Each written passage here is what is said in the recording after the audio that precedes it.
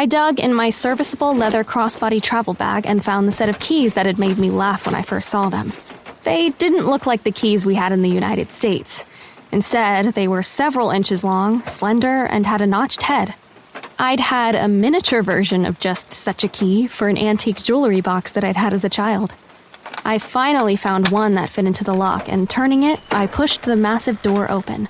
My skin tingled, foreboding washing over me as the door creaked on its hinges. Oh my God! Matthew and I grabbed each other and looked wildly around as the security alarm screeched.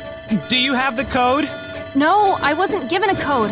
I wasn't expecting a pile of ruins to have a security alarm. I stilled as the alarm ground to an abrupt halt and silence filled the hall. Sure. And that's a bonny lass who's trying to break into my home now, isn't it? Can't decide if I'm to be flattered or angry. The lilt of the Highlands dancing in the strong masculine voice shivered across my skin. I trailed my eyes up from roughened work boots over thick muscular legs clad in worn denim, and across a broad chest, until I reached a face that would give an opponent nightmares and women wicked dreams. Piercing blue eyes, rough-cut cheekbones, and thick hair completed the picture. I knew full well that Matthew was having the same response that I was. What do they serve in the water here? I'm sorry about that. I wasn't sure where to enter. Matthew grinned at my words, and I flushed, immediately thinking about being entered. The imposing man crossed his arms over his chest, and I tried to ignore the bulge of his muscles under the flannel shirt. This was so unlike me. I was all but drooling over this man. Knowing that my fair skin would show my embarrassment, I tore my eyes away from the walking fantasy in front of me and scanned the expansive foyer.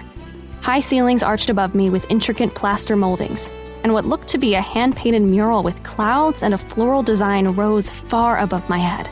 Sorry to inform you, but we only offer tours on the weekends. Oh, we're not here for a tour. My name is Sophie MacKnight. I guess I own the place. At that, the relaxed expression on the man's face disappeared and was replaced by ice.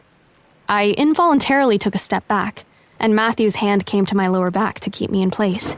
I'm sorry. What was that you said, lass? Did you say you're a MacKnight? Yes, I am. Arthur MacKnight was my uncle. He's bequeathed the castle to me with direction to restore order here, though honestly I'd say it's already in pretty good shape, wouldn't you? I mean, the gardens alone look to be spectacular, and this foyer, well, just look at these floors. Are they travertine? I stepped forward while looking at the ground, babbling because I was nervous, and promptly slammed into a wall of unmovable man. Oh! The man's lips curled as he gripped my arms to steady me. In the meantime, I had to take a few moments to recover my breath after touching this man's chest. These were no designer muscles like Chad had developed in his Pilates class.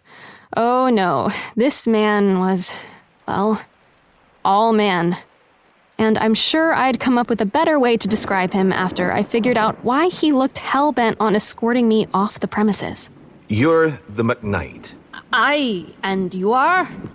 Matthew snorted as I tested out my Scottish, and the man's nostrils flared like an angry bull ready to charge. Lachlan Campbell. I live here, and you don't. You'll need to be seeing yourself out. Lachlan gripped my shoulder and made to turn me around, but I dug in my heels. That's going to be a hard no from me, buddy. Take your hands off me before you learn why Jason from summer camp couldn't walk straight for an entire week.